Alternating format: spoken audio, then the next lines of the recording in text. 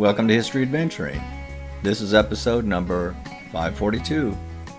I'm Brad Hall, and today I'm thinking about the manager of the Saguaro Apartments in 1979 in Phoenix, Arizona.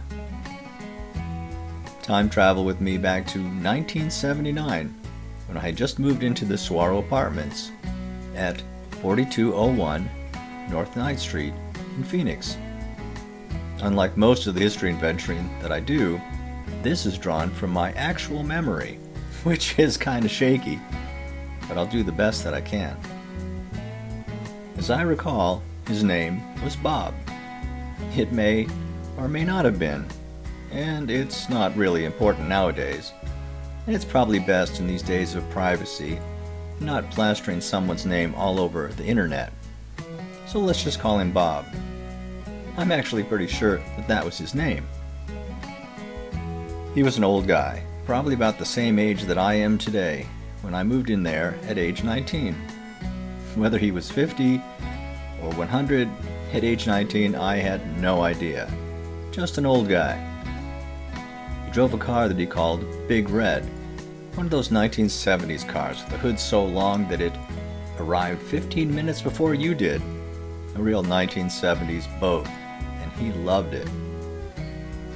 What Bob did before becoming a manager for a ratty little apartment complex in Phoenix, I have no idea.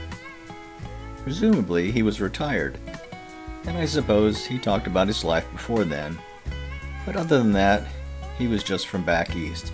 I have no idea. He was a well-spoken man, I remember that.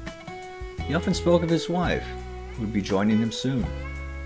Looking back now, I suppose that she was still probably just working back east, and he spent the first few months living there without her. And I remember when she arrived, which made him very happy.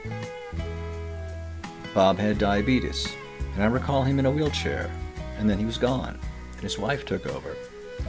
I moved out in 1980, and moved to Tempe to finish up my college education at ASU, and the Saguaro Apartments, and Bob and Mrs. Bob faded from my mind. But I do remember going back many years later, and she was still there. I suppose I'd been living in California and was visiting Phoenix for some reason. I just showed up and knocked on the door. She remembered me, gave me a big hug, and called me her big boy, as if graduating from college had somehow made me taller, which it didn't. That must have been in the mid-1980s.